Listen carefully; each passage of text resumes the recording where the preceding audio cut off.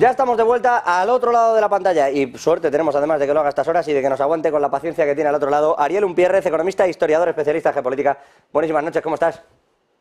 ¿Qué tal, José? Buenas noches. Bueno, hoy en un horario distinto, pero es que se me acumulan, incluso por la parte del dinero. Te voy a poner un gráfico que además creo que te he mandado antes, que es el dinero que le prometía Estados Unidos a Zelensky, en azul el que le daba y en naranja el que le prometía a futuro, ¿no? Y que no solo le prometía, sino que en teoría iba desbloqueando cuando llegaban a ciertos puntos. El Partido Republicano ha dado un golpe sobre la mesa, ha decidido que esto ya es batalla electoral y se acabó el dinero para Ucrania. Si a eso le sumamos que hoy ha dicho Zelensky que las municiones del 155, las pesadas, van a tardar años en llegarle, empieza a haber un problema serio ahí. Lo primero que se le ha ocurrido a Joe Biden para intentar evitar esto es decir que envía tropas y punto. Y que veremos a tropas estadounidenses frente a las tropas rusas, tanto en Ucrania si hiciera falta, como sobre todo si se ofende o se invade algún otro país de la OTAN, ¿no? Comprando esa tesis de que en 3 años Rusia va a invadir, como decía el otro día, Polonia, un país de la OTAN. Situación de este conflicto, problema con los fondos, realidad para Zelensky, ¿qué ves tú?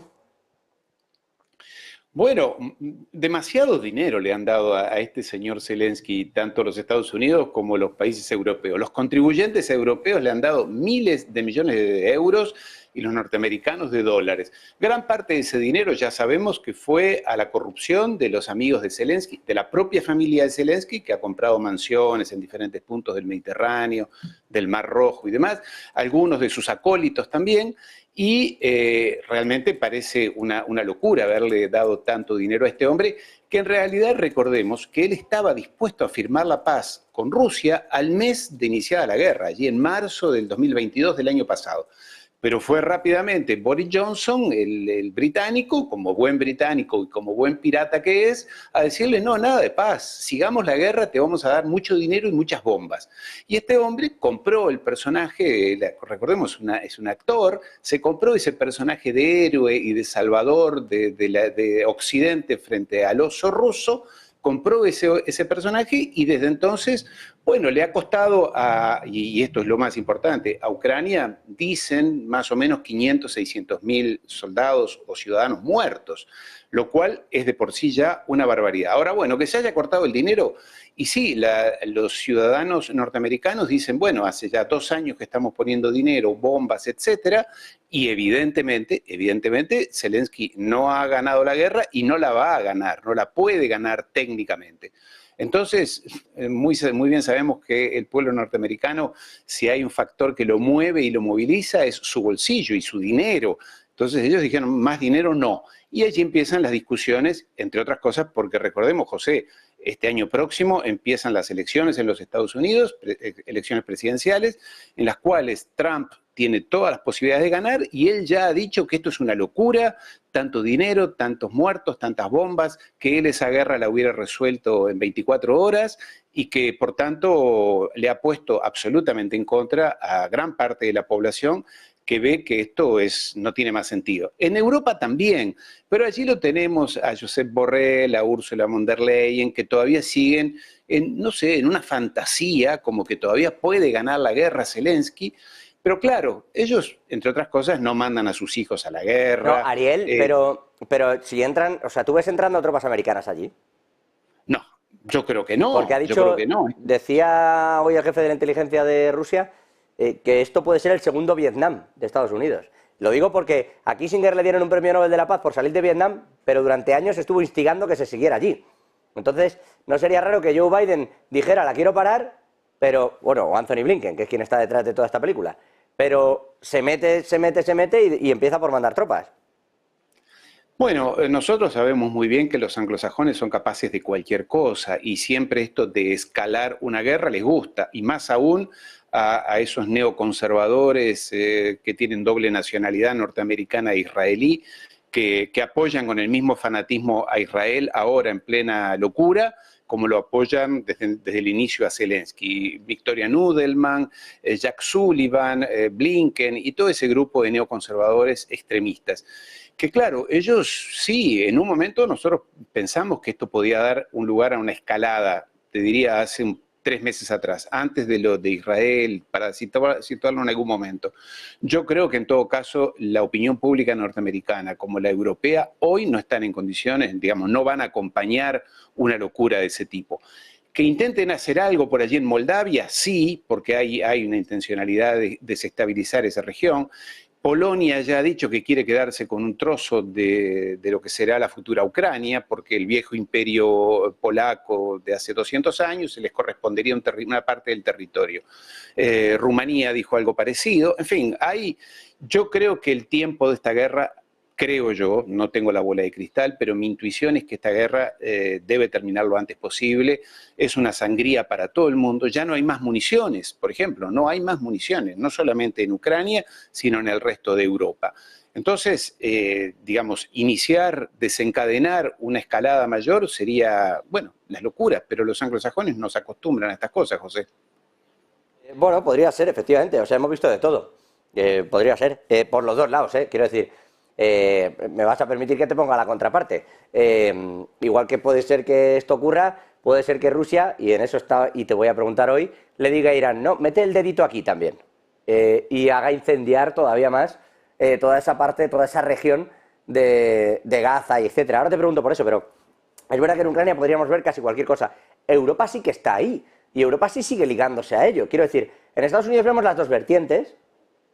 En Ucrania no, Sí. con respecto a Ucrania, en Europa no, perdón. En Europa seguimos viendo vamos a ir hasta el final, no tiene sentido y nos jugamos la existencia misma de Europa en lo que está ocurriendo en Ucrania. Y yo paso a preguntarte, ¿eso va a ir más allá? ¿Se han puesto armas, se han puesto municiones al nivel de que ya no se pueden producir municiones al ritmo que las demandaba Ucrania? Entonces, Claro. bueno, porque además le has dado las que tenías y no puedes producir para ellos y para ti, cosa que le pasa, por ejemplo, a Alemania, que es de los que más produce en proyectiles, por ejemplo. Bueno, pero con esta tesitura, mucho hablamos de Estados Unidos, pero si Europa tiene este tipo de frases grandilocuentes, ¿va a ir más allá?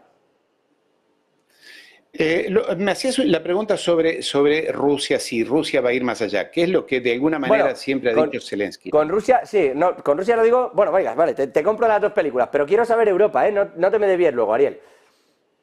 No, Europa no se va a ir más allá. Europa, la opinión pública claramente ya entendió que esta guerra es una locura. Es mi opinión, ¿verdad? No puedo estar equivocado en esto. En todo caso, las agencias de inteligencia, tanto la británica como la francesa, están diciendo esta guerra ha terminado. Esta guerra puede durar el tiempo en que más soldados, más carne de cañón vaya al frente, pero no se va a modificar en absoluto ese conflicto. Y en el caso de ingresar otros países, ya creo yo, por lo que entendí por el primer ministro polaco, cualquier participación o involucramiento estaría descartado en lo inmediato. Lo estuvo en su momento con los F-16, les vamos a entrenar F-16 pilotos y demás. Hoy en día esa posibilidad está descartada, como también está descartada la posibilidad de que Rusia quiera ir más allá. Eso nunca estuvo sobre la mesa. Zelensky lo ponía y lo azuzaba como miedo hacia los europeos. Putin quiere llegar hasta París, les decía.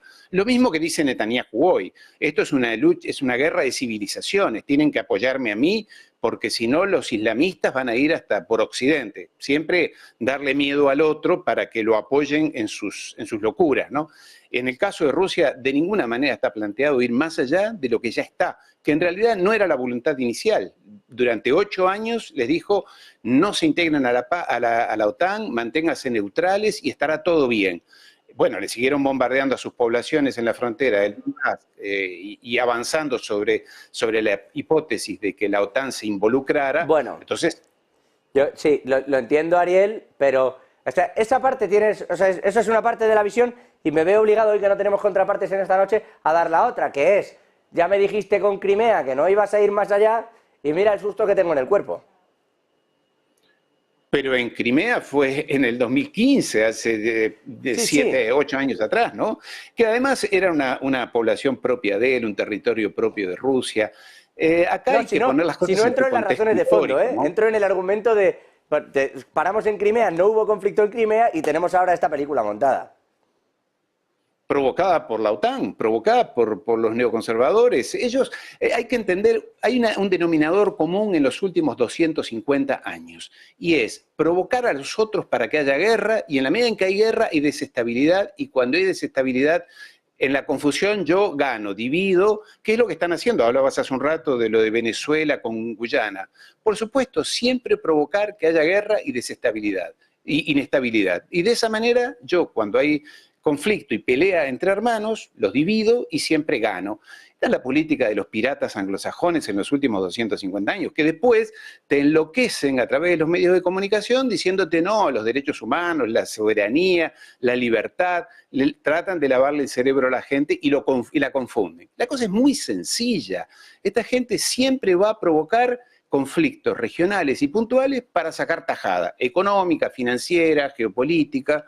Lo mismo hicieron con Siria, la famosa guerra civil de Siria. No fue ninguna guerra civil, se la inventaron ellos, la CIA, los organismos de seguridad anglosajones, la Arabia Saudita en ese momento.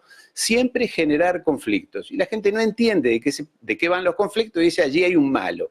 En este caso el malo era Putin, el malo era el presidente de Siria, o quien sea, siempre hay un malo.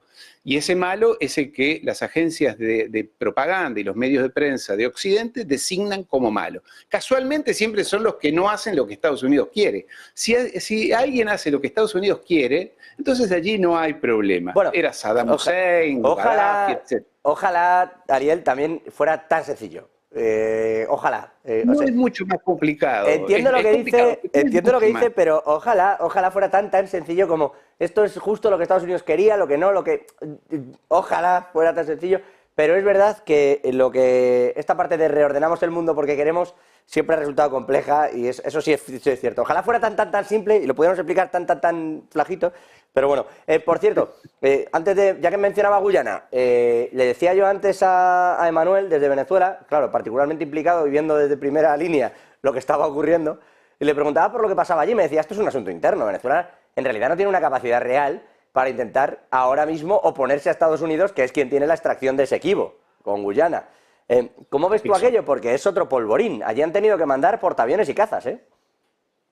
Bueno, pero ahí tenemos lo mismo. Mira, yo lamentablemente escuché al compañero recién hablando y lamentablemente no está aquí para que escuche lo que yo voy a decir sobre él. Él puso en un pedestal a Corina Machado, la gran opositora de Maduro. Corina Machado, que hace pocos meses atrás dijo, está grabado, está en YouTube, que si no gana las elecciones, a Venezuela, Estados Unidos la tiene que invadir militarmente. ¿Cómo es posible que alguien diga que tienen que invadir su país si ella no gana las elecciones? Está en YouTube.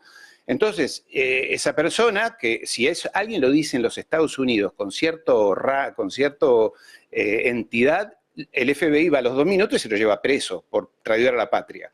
Igual que el señor Guaidó se cansó de decir, yo estaba en Washington en ese momento, de ir a Washington a pedir que invadieran su país. Y después volvía a Venezuela y andaba por la calle en los restaurantes. Yo nunca vi una dictadura que deje libre a sus principales opositores, que sea tan salvaje. Yo vi la dictadura argentina, la chilena, la propia Franco en su momento. A los opositores generalmente se desaparecían. Bueno, esta gente anda libre por la calle y no estoy defendiendo a Maduro, a quien no conozco, pero hay que ser un poco objetivo. Alguno ha desaparecido, Ariel. No voy a entrar aquí en esto, pero vamos a dejarlo ir porque me voy a meter en un jardín en el que no me quiero meter y en el que no le quiero meter tampoco a usted. Pero alguna cosita sí ha pasado, ¿eh? En fin, lo digo por no dejarlo ir, así tampoco de soslayo, pero vamos a no meternos en ese charco que me parece harina de otro costal. Y respecto a las idiosincrasias políticas, es verdad que alguno en Venezuela ha llegado a esa desesperación, en concreto desde el otro punto, de decir, oye, esto, pues que me lo apañe alguien, aunque sea Estados Unidos, que no sería la primera vez, y se ha visto en más sitios que de repente alguien se agarra a este tipo de cosas. Pero no voy a entrar a juzgar, porque no lo quiero hacer y porque ya sé que no me gusta el orden político en cuestión de cada país, porque me puedo tirar un rato juzgando a Maduro, a Biden, a Khamenei, a Netanyahu y Herzog, si quiere. O sea, por ir, podemos hacer muchas cosas, pero si no me meto con uno, no voy a meterme con el otro. Una última y le dejo marchar. Israel, dice Netanyahu que cuidadito con seguir atacando desde el Líbano si no quieren que Beirut sea Gaza. Hasta ese punto acabamos de llegar. Y pregunto yo, hoy, reunión importante, Putin, no con Khamenei, pero sí con Risia, con Raisi, perdón, con el presidente de Irán, y ojo, porque ahí Raisi Putin, Putin Raisi, sí que dicen, vamos a unirnos, nos vamos a aliar, y Rusia llega a decir, bueno, ayudaríamos a Irán en lo que hiciera falta, como diciendo, cuidado con ese tipo de amenazas, este tipo de extensiones. Nuevamente, los dos bloques, la guerra fría, que nadie llama así, pero que está ahí y es casi guerra caliente, si vemos todos los puntos y todos los conflictos que hay. ¿Cómo ve usted esta situación? ¿Dónde vamos a acabar? Porque la franja de Gaza, con todos mis respetos y mis perdones a la expresión, se ha quedado pequeña. Bueno, yo en realidad no entiendo por qué tanta obsesión con los encuentros que tiene Putin. Biden y Blinken andan por el planeta entero los contamos armando también. A todo el mundo. También lo contamos. Según sale, de hecho, tengo a John Kirby al otro lado de la pantalla en la Casa Blanca y en cuanto despida tengo que ir con él. O sea que... Yo sé que sí, yo sé que tú, y por eso lo hablo con tranquilidad aquí en Negocios Televisión, porque sí, pero el resto de los medios de comunicación mundiales, mira Putin con quién se ha encontrado. Biden anda por el planeta entero, de lo único que habla Biden y Blinken es de bombas, de guerra, de portaaviones, vamos a apoyar, y atrás ya sabemos, viene la CIA, la NSA, los satélites, o sea, 850 bases militares en todo el planeta, Rusia tiene 3, y parece que yo estoy defendiendo a Rusia, pero en realidad no es el caso, estoy poniendo en una balanza las cosas, que de lo que queda claro es que Putin se ha convertido en el hombre, alguien dice que tiene que ser el hombre del año, porque realmente se encuentra con todo el mundo, hacen cola por reunirse con él, hay asociaciones comerciales, empresarias, tecnológicas, militares, de todo tipo, en las cuales Putin o Rusia está presente, te diría que el sur global está de alguna manera mirando para allí, y Biden de lo único que habla es, en el caso de Israel, enseguida le mandó portaaviones, guerra, bombas. Todas las bombas que están matando a niños en Israel son fabricadas en los Estados Unidos. Todas, el 100%, toda la tecnología satelital y de control de inteligencia es norteamericana. O sea que todo lo que está pasando en Gaza hoy, las bombas, el botón lo aprieta Israel, pero el suministro es de los Estados Unidos. Entonces, digo, yo no sé, entiendo que este hombre, Putin y los rusos, se están reuniendo y buscando fuerzas en sus aliados naturales. Y claro, y sí, del otro lado hay un eje de la resistencia. Irán, Siria. Lo que pasa es que, claro, en Occidente, de este lado, a nosotros se nos lava tanto la cabeza que aquellos son unos asesinos, unos monstruos que además se visten raros, se ponen turbantes en la cabeza y hablan en idiomas incomprensibles. Y realmente lo que ocurre es xenofobia, es ignorancia en parte, xenofobia, es desconfianza hacia el otro, pero realmente las cosas pasan de aquel lado. En todo caso, de este lado, insisto, solamente se habla de bombas y de guerra y de militarizar. Mira lo que han hecho con el mar de China Meridional. A Japón, Australia, Corea, vamos a ir a la guerra y más armas y más bases. Yo te diría, Ariel, sí. Queremos que se terminó. Ese mundo se terminó, José. Yo sé que cuesta, que va a llevar un tiempo, pero ese mundo se termina. Yo no sé si están en eso o no. Tiempo vamos a tener para comprobarlo. Me refiero, si están solo en eso o simplemente, oye, pues es la forma también de... estas son las armas, permítame la expresión, que tengo, y esto lo sitúo aquí para intentar también calmar ciertos puntos, ¿no? Se dijo que en su momento el USS Florida, por ejemplo, que se desplazó hasta esa zona cercana a Libia, a Irán, se hacía precisamente para que Irán no elevase también la tensión para contra Israel y aquello no pasase de ser un conflicto regional a un conflicto global de difícil acceso. No lo sé, hay siempre dos puntos de vista. Al respecto de la propaganda, yo ya lo sabe, Ariel, que no me creo nada. Esto le gusta mucho decirlo al profesor Antonio Alonso y le compro esa película entera. Cuando empezamos la guerra ya no hay información, ya hay propaganda. Por eso nosotros les contamos todo y intentamos que ustedes, con ese encaje que tienen y con las opiniones de uno y otro lado siempre, hagan la conexión que ustedes crean, prefieran y desde luego hagan de opinión crítica ustedes mismos con todo lo que hay, que creo que es más fácil que intentar sesgarlo absolutamente todo, donde acabamos en un sitio, bueno, pues ciegos. No sé yo si eso es lo mejor. Ariel Unpierrez, como siempre, en todo caso, por estar y por cuidarnos también aquí, gracias. Un abrazo fuerte. Un abrazo y siempre un placer de estar aquí en Negocios Televisión. Siempre un placer. Igualmente. Nada, vamos a frenar 2 minutitos. Les decía yo, a John Kirby al otro lado de